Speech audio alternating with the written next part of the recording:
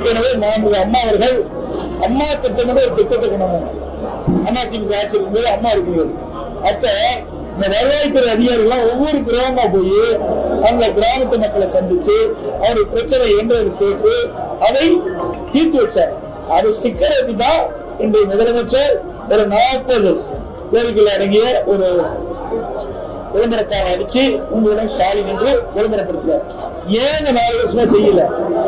மக்கள் பிரச்சனை இருக்குதுல்ல, அவர் கொடுத்த 46 இடத்துல பிரச்சனை இருக்குல்ல, அது ஏன் செய்யல? அது மட்டும் இல்ல, நான் எல்லா பேருக்கும் நான் சொல்லிக்கிறேன், இதே வேணா அவர் எதிர்கட்சி தலைவராக இருக்கும்போது திராவிட முன்னேற்ற கழகம் சேர்ந்த சட்டமன்ற உறுப்பினர் இன்றைய முதலமைச்சர் அதோட அவருடைய உதயநிதி எல்லாம் மாநிலம் தூரம் போய் அவங்க வந்து ஒரு பெட்ஷீட்டை போட்டு அங்க அமர்ந்து மக்கள்கிட்ட மனு வாங்கினாங்க. பிரச்சனை எல்லாம் என்னென்ன கேட்டு மனு வாங்கினாங்க. மனு என்னாச்சு? அப்பவே மக்களுடைய பிரச்சனை கொடுத்துட்டாங்கல்ல. 4 வருஷம் மக்களுடைய பிரச்சனை தீர்க்கல. அவளை பிரச்சனை இருக்கிறார இந்த முதலமைச்சர் எடுத்துக்கிறாரு. இன்னும் இருக்கிற எஞ்சி எவ்வளவு 8 மாசம் இருக்குது. 8 மாசத்துல எந்த பிரச்சனை தீர்க்க முடியும்? விவசாயிகள் சொன்னாங்கல்ல, எவ்வளவு பிரச்சனை எடுத்து சொன்னாங்க.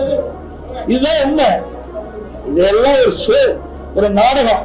அடுத்து வருகின்ற 2026 ஆண்டு நடைபெறுகின்ற தேர்தலில் மக்களை ஏமாற்றுவதற்காக இப்படிப்பட்ட ஒரு விளம்பர மாடல் அரசு நேற்று தினம் அந்த விளம்பரத்தை முதலமைச்சர் தொடங்கியிருக்கார்.